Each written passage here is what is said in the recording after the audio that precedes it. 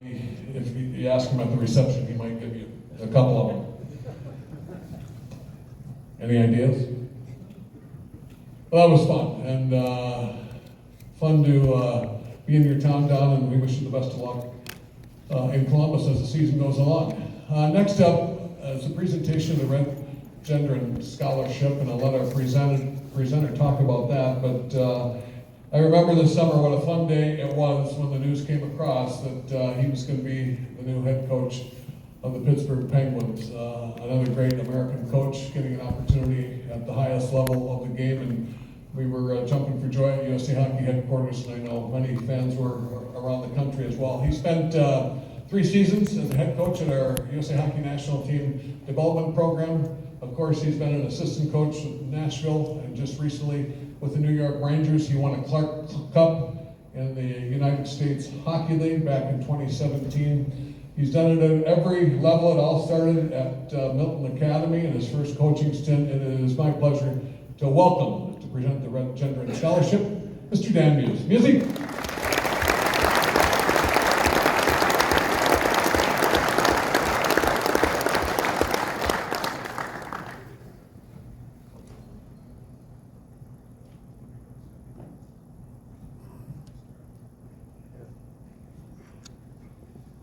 Thank you, and it's a huge honor for me to be able to be here and to present the Red Gendron Scholarship.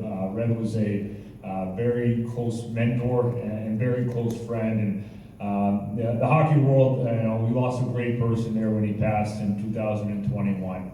And this award is really special to me because I saw firsthand the impact that Red Gendron made as a coach on his players' lives and on his other coaches that he got to know on their lives.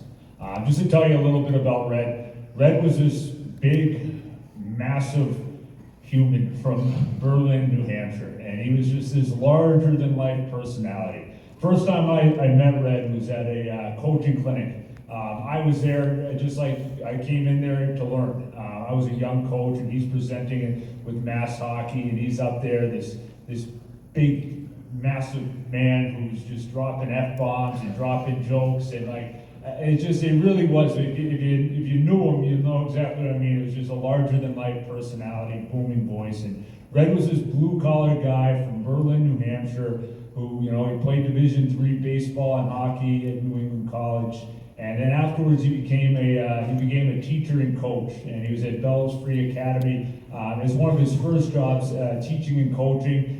Won multiple state championships up there in Vermont, and he coached John LeClaire. And from there, he went to Maine as an assistant coach, and he was it was on, I don't know if everybody remembers, but one of the greatest college hockey teams ever with Paul Correa and Jim Montgomery. The team that won the national championship in Maine in '93, that went 42-1-2, and then he goes on to coach as an assistant coach with the New Jersey Devils, and he's part of that organization, wins multiple Stanley Cups.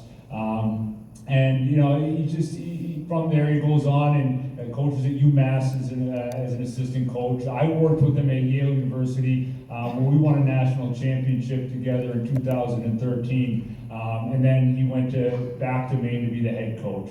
And so he had an amazing career, but we didn't make this, the scholarship wasn't created by USA Hockey because of the accomplishments that he had or because of the players that he coached. The scholarship was created after he passed because of the person that he was and the values that he held. And Red was so passionate about this game. He loved it. He could be in a rink all day. He could talk hockey with you all day. If he was at a clinic like this, he would sit there and talk hockey all day long. I don't know if I knew anybody else that had such a passion for the game.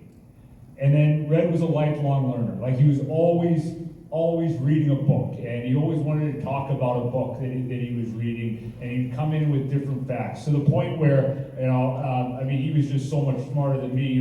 I would start to find facts before I came into work sometimes, just because when he said something to me and asked me if I knew the question, I would just throw something back that I knew he wouldn't have the answer for.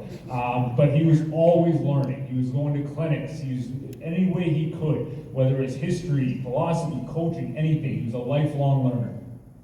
And then most importantly, especially for this award, it was that, he was a teacher, and he was an incredible teacher. And he didn't just teach the game. He wanted to, with everybody that he worked with, whether it was the player or whether it was somebody he was coaching with, he wanted to teach the lessons of the game.